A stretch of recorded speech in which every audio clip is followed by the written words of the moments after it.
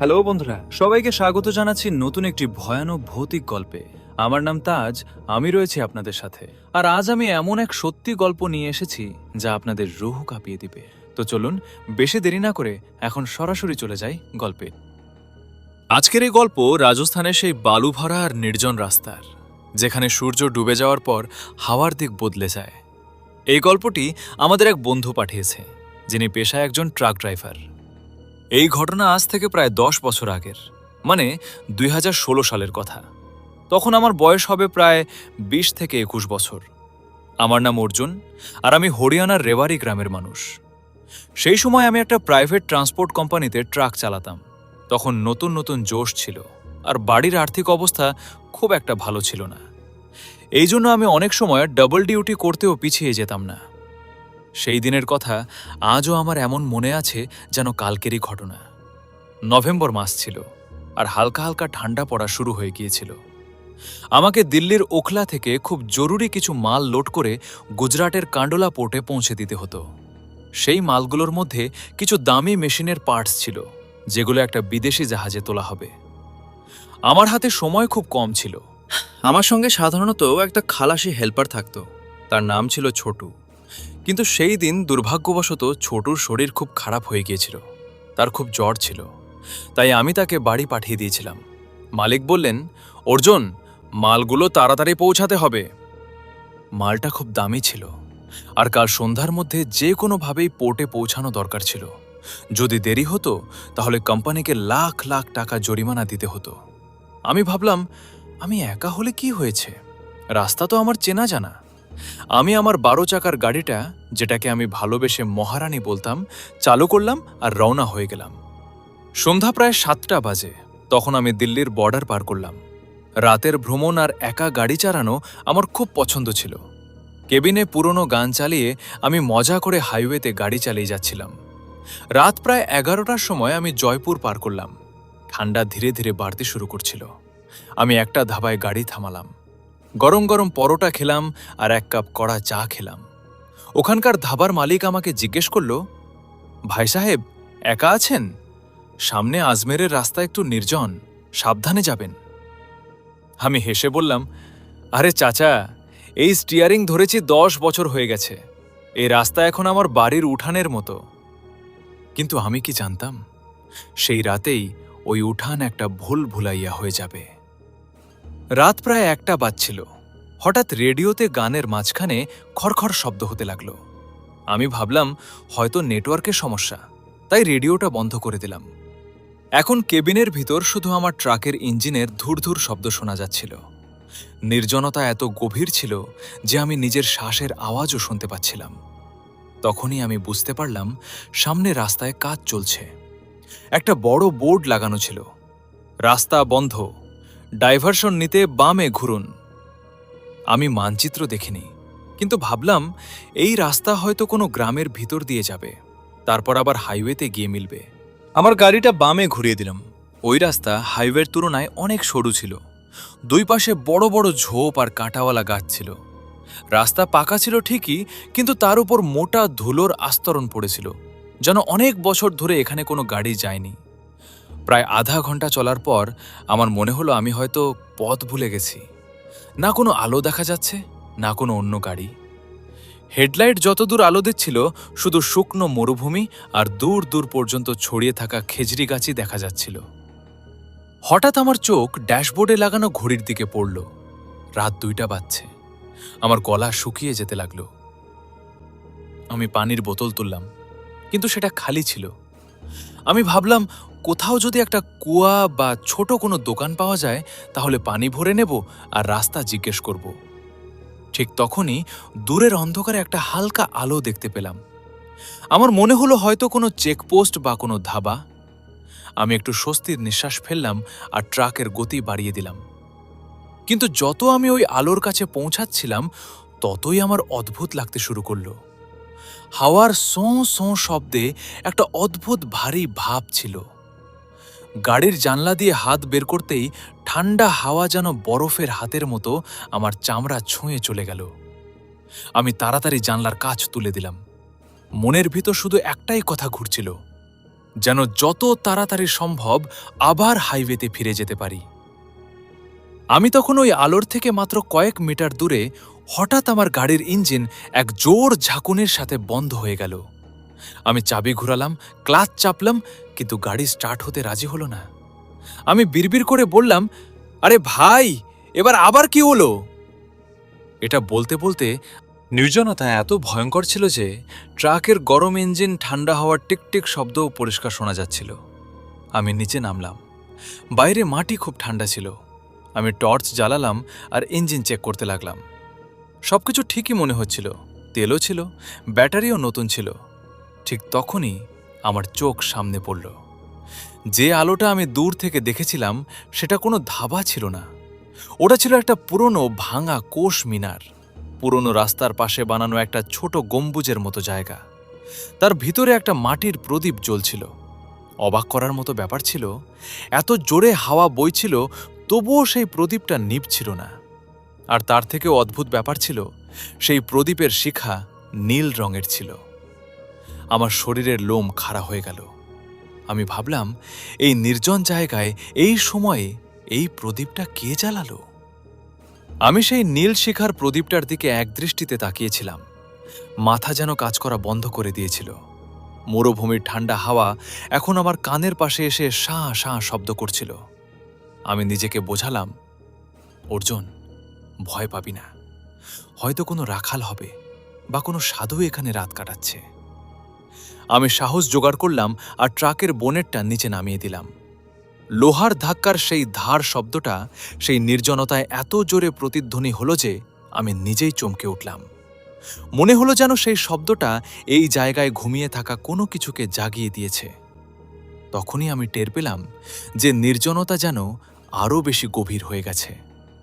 খেয়াল করে দেখলাম, আগে যে ঝিঝি পোকার আওয়াজ আর হাওয়ার শব্দ ছিল সেগুলো একেবারে বন্ধ হয়ে গেছে। এখন শুধু আমার ভারী হয়ে যাওয়া শ্বাসের শব্দই শোনা যাচ্ছিল।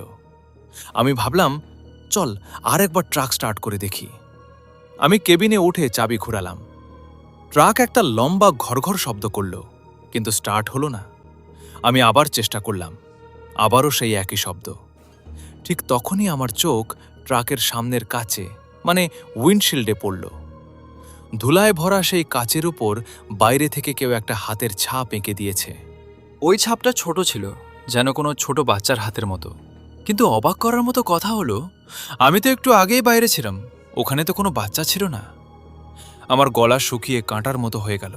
আমি মনে মনে বললাম, এটা কখন হলো? আমি কাঁপতে থাকা হাতে ওয়াইপার চালালাম। ওয়াইপারের ঘষায় সেই হাতের দাগ মুছে গেল, কিন্তু আমার মনের ভয় আরও বেড়ে গেল। আমি ভাবলাম, চলো ওই নীল আলোওয়ালা গম্বুজটার কাছে গিয়ে দেখি, হয়তো সেখানে একটু পানি পাওয়া যাবে বা কেউ সাহায্য করবে। আমি নিচে নামলাম। টর্চের আলো রাস্তার দিকে ফেলতেই দেখলাম রাস্তা পুরোপুরি উধাও হয়ে গেছে। সেখানে শুধু সাদা বালি আর শুকনো ঝোপঝাড় ছিল। আমি যখন ওই গম্বুজটার কাছে পৌঁছাতে লাগলাম তখন একটা তীব্র পচা গন্ধ পেলাম। এমন গন্ধ যেন কোনো পশু কয়েক সপ্তাহ ধরে মরে পড়ে আছে। আমি নাকে রুমাল চাপা দিলাম। গম্বুজটার কাছে গিয়ে দেখলাম সেখানে কেউ নেই, শুধু সেই প্রদীপটা জ্বলছে। প্রদীপের শিখা সত্যি নীল রঙের ছিল। আর আশ্চর্যের কথা হলো, তাতে কোনো তেল ছিল না, ওটা শুধু একটা পাথরের টুকরোর উপর জ্বলছিল। আমি আস্তে করে বললাম, এটা আবার কেমন জিনিস? ঠিক তখনই পিছন থেকে একটা আওয়াজ এলো, পানি লাগবে নাকি বেটা? আমি বিদ্যুতের মতো দ্রুত পিছনে ঘুরে দাঁড়ালাম। টর্চের আলো সেখানে ফেললাম। ওখানে একটা মহিলা দাঁড়িয়েছিল। সে রাজস্থানী ঘাগরা চলি পড়েছিল, কিন্তু তার কাপড় এত পুরনো আর ছেঁড়া ছিল যে তার আসল রং বোঝা কঠিন ছিল। তার মাথায় একটা মাটির মোটকা ছিল। মহিলাটা ঘোমটা দিয়ে মুখ ঢেকে রেখেছিল, তাই তার মুখ আমি দেখতে পাচ্ছিলাম না। কিন্তু তার গলায় একটা অদ্ভুত ঝংকার ছিল, যেন কোনো পুরনো পায়েল বাজছে। আমি হকচকিয়ে বললাম, জি জি মাতাজি, আমার ট্রাক নষ্ট হয়ে গেছে, খুব পিপাসা পেয়েছে। মহিলাটা মোটকাটা নিচে নামালা। সে মোটকা থেকে একটা পিতলের গ্লাসে পানি ভরল আর আমার দিকে বাড়িয়ে দিল। আমি যখন গ্লাসটা ধরতে হাত বাড়ালাম তখন আমার চোখ তার হাতের দিকে পড়ল। তার নখগুলো কালো আর খুব লম্বা ছিল, যেন অনেক বছর ধরে কাটা হয়নি। আর তার চামড়া এত শুকনো ছিল যেন কোনো গাছের ছাল। আমি ভয়ে ভয়ে গ্লাসটা নিলাম আর এক চুমুক খেলাম। পানির স্বাদ একেবারে তেতো ছিল, যেন তার মধ্যে বিষ মেশানো আছে। আমি সাথে সাথে সেটা থুতু ফেলে দিলাম। মহিলাটা ধীরে জিজ্ঞেস করল, কি হলো বেটা, পানি ভালো লাগলো না? আমি বললাম, না মাতাজি, এতে একটু অদ্ভুত স্বাদ আছে, হয়তো মোটকাটা পুরনো। আমি একটা অজুহাত দিলাম। মহিলাটা আস্তে করে বলল, স্বাদ তো হবেই বেটা, এটা সেই মাটির পানি যেখান থেকে কেউ ফিরে যায় না। তারপর সে আস্তে করে হাসল। তার হাসি এমন ছিল যেন শুকনো কাঠ একটার সাথে আরেকটা ঘষা লাগছে। আমার বুকের ভেতর হৃদয় খুব জোরে ধুকপুক করতে লাগলো। ধক ধক শব্দ যেন আমার বুক ফাটিয়ে বাইরে বের হয়ে আসতে চাইছিল। আমি পিছনে ঘুরে আমার ট্রাকের দিকে তাকালাম। ট্রাকের হেডলাইটগুলো এখন হালকা হালকা টিমটিম করে জ্বলছিল। আমি কিছু না বলেই সেখান থেকে দৌড়ে পালানোই ঠিক মনে করলাম। আমি দ্রুত ট্রাকের দিকে হাঁটতে লাগলাম। যত আমি সামনে এগোচ্ছিলাম তত আমার মনে হচ্ছিল আমার পিছনেও কেউ হাঁটছে। আমি থামলে সেই শব্দও থেমে যেত। আমি হাঁটলে আবার ছপাক ছপাক শব্দ হতো, যেন কেউ ভেজা পা নিয়ে বালির উপর হাঁটছে। আমি ট্রাকের কাছে পৌঁছে তাড়াতাড়ি কেবিনের ভিতরে ঢুকে পড়লাম। সঙ্গে সঙ্গে দরজা লক করে দিলাম। বাইরের দৃশ্য এখন আরও ভয়ঙ্কর হয়ে উঠেছিল। সেই মহিলা এখনও ঠিক সেই জায়গাতেই দাঁড়িয়েছিল যেখানে আমি তাকে রেখে এসেছিলাম, কিন্তু এখন সে ধীরে ধীরে নিজের গলা বাঁকা করে ঘুরাচ্ছিল। হঠাৎ আমার ট্রাকের ছাদের উপর ধপ করে কিছু পড়ার শব্দ হলো। মনে হলো যেন কেন উপর থেকে লাফ দিয়ে পড়েছে। ট্রাকটা একটু দুলে উঠল। আমার রুহ কেঁপে উঠল। উপরে থেকে ঘষাঘষির শব্দ আসতে লাগলো, কচ কচ কচ, যেন কেউ নিজের নখ দিয়ে ট্রাকের লোহার গা ছিঁড়ে ফেলতে চাইছে। আমি সাহস করে জানলার কাচ একটু নিচে নামালাম আর টর্চের আলো উপরে ফেললাম। যা আমি দেখলাম তা দেখে আমার ভয়ে অবস্থা খারাপ হয়ে গেল। ট্রাকের ছাদ থেকে একটা লম্বা সাদা হাত নিচের দিকে ঝুলেছিল। সেই হাতের আঙুলগুলো অস্বাভাবিকভাবে অনেক লম্বা ছিল, আর সেখান থেকে কালো রক্ত টপ টপ করে পড়ছিল। সেই হাতটা ধীরে ধীরে জানলার দিকে এগিয়ে আসছিল। আমি সাথে সাথে কাঁচটা তুলে দিলাম। আমার পুরো শরীর ঘামে ভিজে গিয়েছিল। নভেম্বরের সেই ঠান্ডার মধ্যেও আমার খুব গরম লাগছিল। ঠিক তখনই কেবিনের পিছনের কাচে কেউ জোরে আঘাত করল। কড়াক! কাচে ফাটল ধরে গেল। আমি পিছনে ঘুরে তাকালাম, কিন্তু সেখানে কেউ ছিল না। কিন্তু সেই ফাটা কাচের উপর রক্ত দিয়ে কিছু লেখা ছিল। অন্ধকারের জন্য আমি পড়তে পারছিলাম না, কিন্তু মনে হচ্ছিল যেন সেটা কোনো সতর্ক বার্তা। ঠিক তখনই হঠাৎ কেবিনের ভিতরে একটা পচা গন্ধ ছড়িয়ে পড়ল, সেই একই গন্ধ যা গম্বুজটার কাছে পাচ্ছিলাম।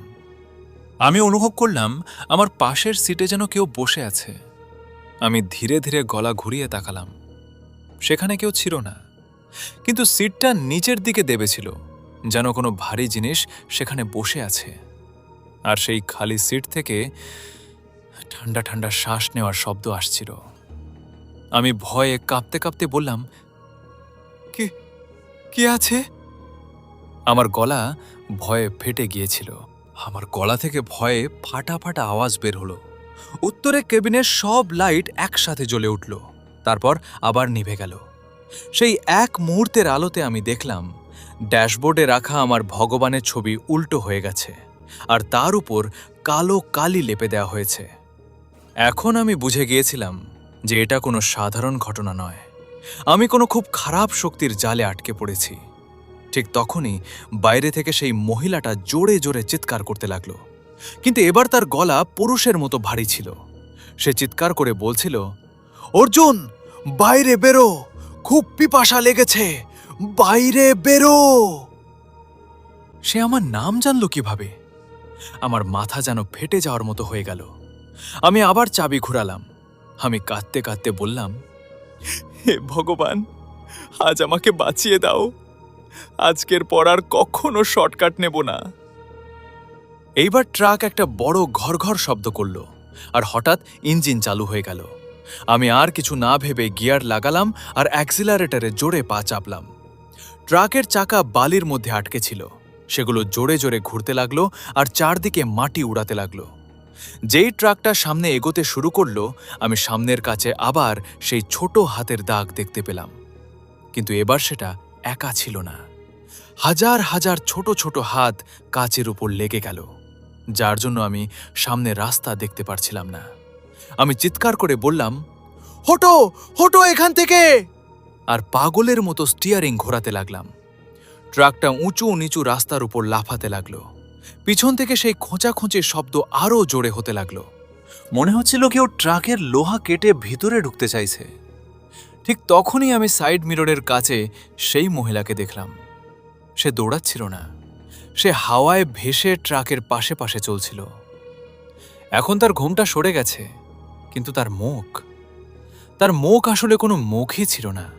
ওখানে শুধু মাংসের একটা দলা ছিল, আর তার ভিতরে দুটো বড় বড় হলুদ চোখ জ্বলছিল। সে আমাকে দেখে নিজের চোয়াল পুরো খুলে ফেলল। তার ভিতরে হাজার হাজার ধারালো দাঁত ছিল। আমার গলা পুরো শুকিয়ে গিয়েছিল। এখন পরিষ্কার হয়ে গেছে, এই রাতটা হয়তো আমার জীবনের শেষ রাত। ট্রাক তখন ৮০ গতিতে ছুটছিল, কিন্তু সেই রাস্তা শেষ হওয়ার নামই নিচ্ছিল না। আমি বুঝতে পারছিলাম না আমি কোথায় যাচ্ছি। সামনের কাছে সেই অসংখ্য ছোট ছোট হাত এখনও লেগেছিল। ওগুলো যেন বাইরের ধুলো আর অন্ধকারকে আমার কেবিনের ভিতরে ঠেলে ঢুকিয়ে দিতে চাইছিল। কচ কচ কচ শব্দ এখন আমার কানের একদম কাছে থেকে আসছিল। মনে হচ্ছিল কেউ কেবিনের ছাদ করাত দিয়ে কাটছে। ঠিক তখনই হঠাৎ আমার ট্রাকের মিউজিক সিস্টেম নিজে থেকেই চালু হয়ে গেল। ওখানে কোনো গান বাজছিল না, বরং জোরে খড়খড় শব্দের মধ্যে কারো কান্নার আওয়াজ আসছিল। সেই কান্নার আওয়াজ ছিল একটা ছোট বাচ্চার। সে বারবার বলছিল, আঙ্কেল, আমাকে বাড়ি পৌঁছে দিন, আঙ্কেল, খুব ঠান্ডা লাগছে। আমার শরীরের লোম খাড়া হয়ে গেল। আমি পাগলের মতো বোতাম চাপতে লাগলাম যাতে সেটা বন্ধ হয়ে যায়, কিন্তু আওয়াজ আরও জোরে হতে লাগলো। ঠিক তখনই ড্যাশবোর্ডের নিচ থেকে ধোঁয়া বের হতে লাগলো। সেই ধোঁয়া কালো ছিল না, বরং হালকা বেগুনি রঙের ছিল। আর সেই ধোঁয়া থেকে ঠিক সেই পচা গন্ধ আসছিল যেটা আমি ওই গম্বুজটার কাছে পেয়েছিলাম। আমি ভয়ে বললাম, হে উপরওয়ালা, আমাকে রক্ষা করো। যেই আমি ভগবানের নাম নিলাম, ঠিক তখনই হঠাৎ ট্রাকের সামনে একটা বড় গাছ পড়ে গেল। আমি পুরো শক্তি দিয়ে ব্রেক মারলাম। ট্রাকের চাকা মাটিতে ঘষে জোরে চিৎকার করল, আর গাড়িটা একদিকে হেলে থেমে গেল। ধাক্কায় আমার মাথা স্টিয়ারিংয়ে লেগে গেল, আর আমার মাথা ঘুরতে লাগলো। ঝাপসা চোখে আমি সামনে তাকালাম। দেখলাম যে গাছটা পড়েছিল সেটা হঠাৎ গায়েব হয়ে গেছে। ওখানে কোনো গাছই ছিল না। এটা কি আমার চোখের ভুল ছিল, নাকি সেই অশুভ শক্তির খেলা? ঠিক তখনই আমার কানে একটা খুব মিষ্টি কিন্তু ঠান্ডা হাসি শোনা গেল। এটা সেই মহিলার হাসি ছিল, কিন্তু এবার সে জানলার বাইরে ছিল না। সে আমার ট্রাকের পিছনের অংশে, মানে কন্টেইনারের ভিতর থেকে হাসছিল। খট খট খট, যেন সে ভারী মেশিনের মধ্যে নাচছে। আমি ভয়ে ভাবলাম, সে ভিতরে গেল কিভাবে? কন্টেইনার তো সিল করা। আমার গলা শুকিয়ে পাথরের মতো হয়ে গিয়েছিল। হঠাৎ ট্রাকের কেবিনের ভিতর বরফের মতো ঠান্ডা হয়ে যেতে লাগলো। আমার নিঃশ্বাস ধোঁয়ার মতো বের হচ্ছিল। ঠিক তখনই আমি টের পেলাম আমার পায়ের কাছে কিছু সরসর করে নড়ছে। আমি টর্চ নিচে ধরলাম। দেখলাম ক্লাচ আর ব্রেকের পাশে থেকে কালো সাপের মতো চুল বের হচ্ছে। সেই চুল ধীরে ধীরে আমার পা জড়িয়ে ধরতে লাগলো। আমি চিৎকার করে পা ঝাঁকালাম আর কেবিনের দরজা খোলার চেষ্টা করলাম, কিন্তু দরজাটা জ্যাম হয়ে গেছে। মনে হচ্ছিল বাইরে থেকে কেউ সেটাকে ওয়েল্ডিং করে বন্ধ করে দিয়েছে। ঠিক তখনই সামনের কাছে যে লেগে থাকা সেই ছোট ছোট হাতগুলো হঠাৎ সরে গেল। এখন আমি সামনে রাস্তা পরিষ্কার দেখতে পাচ্ছিলাম, কিন্তু যা আমি দেখলাম তাতে আমার রুহ বেরিয়ে যাওয়ার মতো অবস্থা হলো। রাস্তার মাঝখানে সেই মহিলাটা দাঁড়িয়েছিল।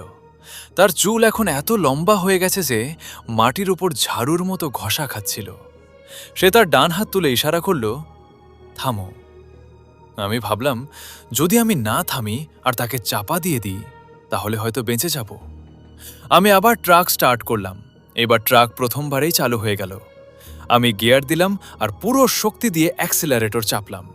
ট্রাক সেই মহিলার দিকে ছুটে গেল, কিন্তু ঠিক যখন ট্রাকটা তাকে ছুঁতে যাচ্ছিল, সে হঠাৎ গায়েব হয়ে গেল। আর পরের মুহূর্তেই সে আমার পাশের সিটে বসেছিল। হ্যাঁ, সে কেবিনের ভিতরে ছিল। আমি ঘাড় ঘুরিয়ে তাকানোর সাহস পাইনি, কিন্তু আমি স্পষ্ট বুঝতে পারছিলাম যে সে আমার পাশেই আছে। তার শরীর থেকে আসা সেই পচা গন্ধ এখন আর সহ্য হচ্ছিল না। সে ধীরে ধীরে তার একটা হাত আমার কাঁধে রাখল। তার আঙুলগুলো বরফের থেকেও ঠান্ডা আর ভেজা ছিল। সে একদম আমার কানের পাশে এসে ফিসফিস করে বলল, অর্জুন, এত তাড়াহুড়ো কেন? এখন তো সবে যাত্রা শুরু হয়েছে। সে ফিসফিস করে বলল। এবার তার গলা আর কোনো মহিলার মতো ছিল না, বরং হাজার হাজার মানুষের চিৎকার করা গলার আওয়াজ যেন একসাথে মিশে গেছে। আমার হাত স্টিয়ারিংয়ের উপর কাঁপছিল। ট্রাক নিয়ন্ত্রণ হারিয়ে রাস্তা থেকে নিচে নেমে গেল আর ঝোপঝাড় ভেঙে সামনে এগোতে লাগল। ঠিক তখনই সে নিজের মুখ আমার দিকে ঘুরিয়ে দিল। আমি না চাইলেও তাকে দেখে ফেললাম। তার কোনো চোখ ছিল না, শুধু দুইটা খালি গর্ত ছিল, যেখান থেকে কালো কাদার মতো কিছু বের হচ্ছিল।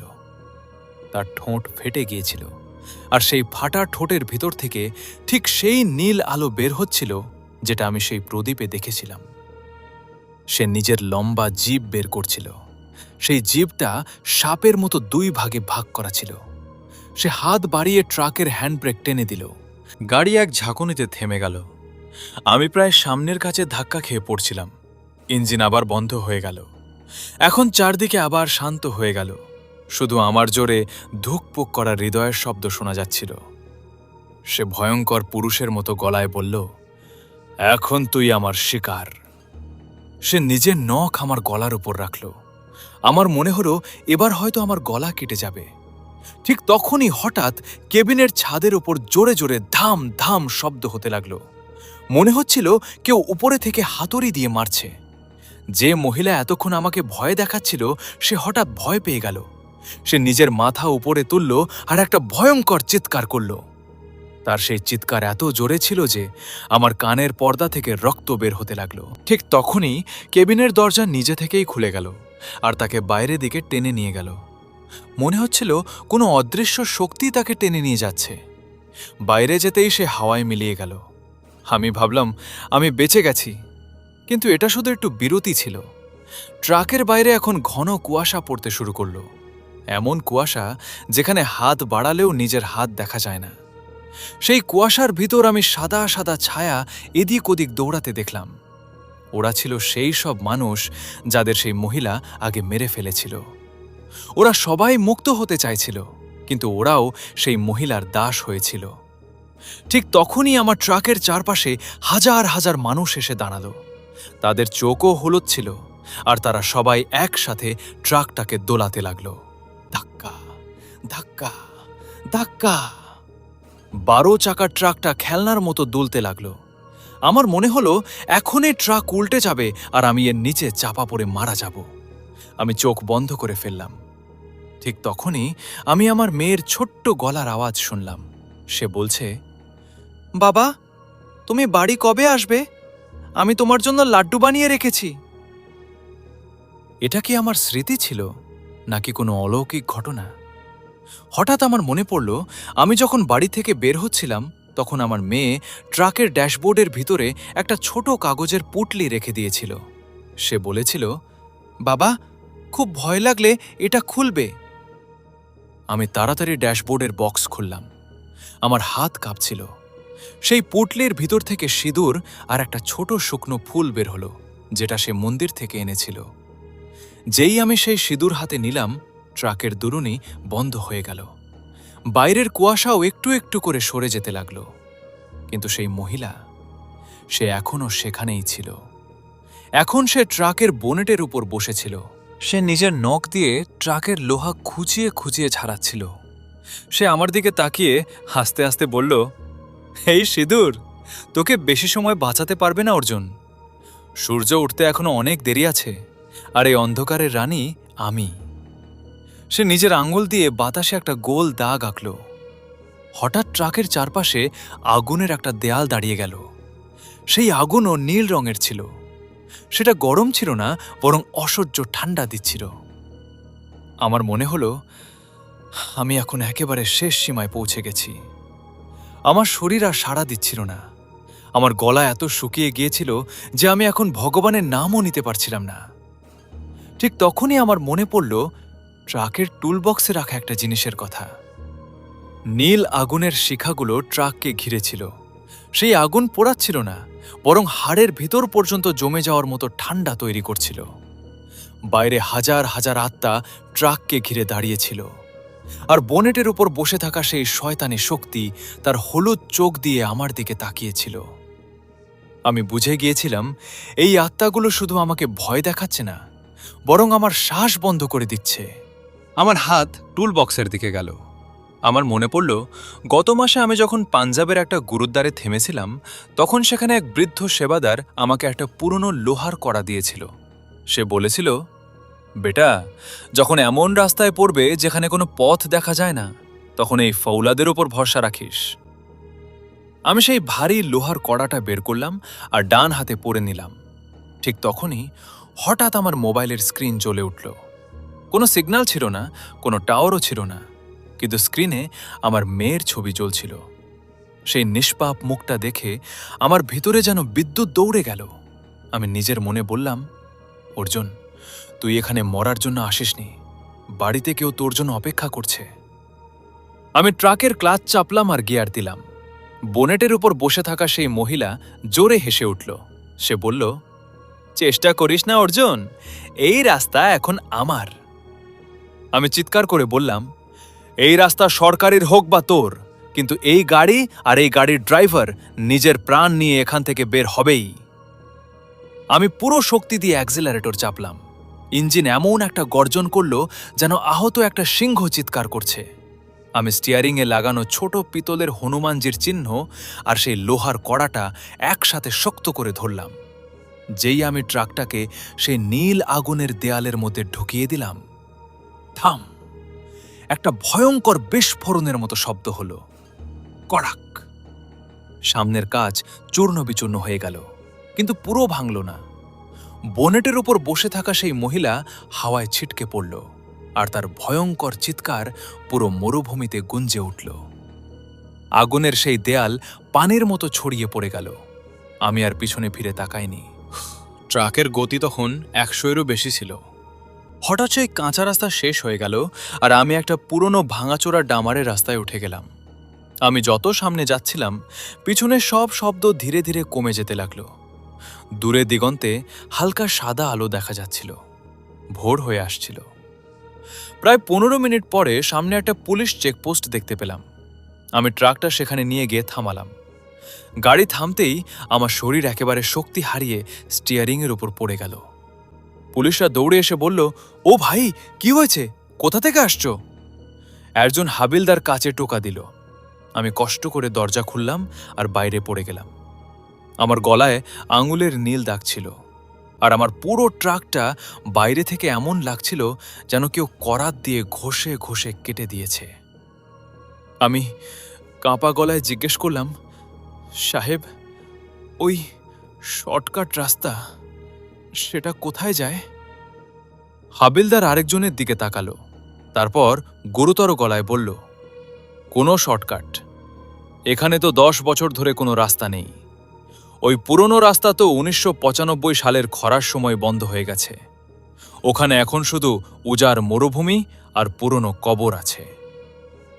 আমি একেবারে স্তব্ধ হয়ে গেলাম। পুলিশরা আমাকে পানি দিল। আমি একটু সামলে উঠলে তারা আমার ট্রাকটা চেক করল। যখন তারা ট্রাকের পিছনের কন্টেইনার খুলল, তখন তাদেরও চোখ কপালে উঠে গেল। কন্টেইনারের ভিতরে যে দামি মেশিন ছিল তার উপর ধুলো জমেছিল, কিন্তু সেই ধুলোর ওপর ছোট ছোট হাতের শত শত দাগ ছিল।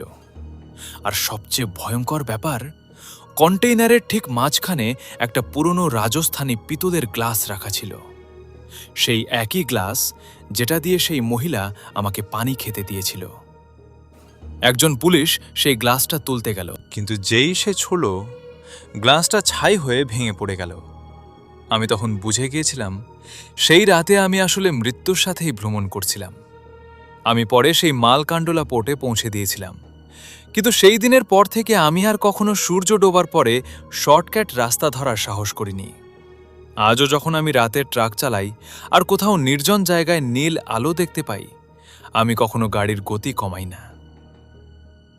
শেষ কথা ও শিক্ষা বন্ধুরা, অর্জুনের এই গল্প আমাদের শেখায় লোভ আর তাড়াহুড়ো অনেক সময় আমাদের এমন রাস্তায় নিয়ে যায় যেখান থেকে ফিরে আসা আর সম্ভব হয় না। সেই নীল আলো হয়তো আজও কোনো পথ ভোলা যাত্রীর অপেক্ষা করছে। যদি আপনাদের এই গল্প ভালো লাগে আর চান আমি এমন আরও সত্যি গল্প নিয়ে আসি, তাহলে ভিডিওটা লাইক করুন আর আমাদের পরিবারের অংশ হতে চ্যানেলটি সাবস্ক্রাইব করতে ভুলবেন না। গল্পটি কেমন লেগেছে অবশ্যই কমেন্টে করে জানাবেন, আর কে কোন জায়গায় থেকে গল্প শুনছেন সেটাও কমেন্ট করে বলে যাবেন। নিজের আর নিজের পরিবারের খেয়াল রাখবেন, কারণ সাবধানতাই নিরাপত্তা। আর হ্যাঁ, আপনারা কেমন ধরনের গল্প শুনতে চান কমেন্ট করে জানাতে ভুলবেন না। ততক্ষণে সবাই ভালো থাকবেন, সুস্থ থাকবেন। শুভরাত্রি।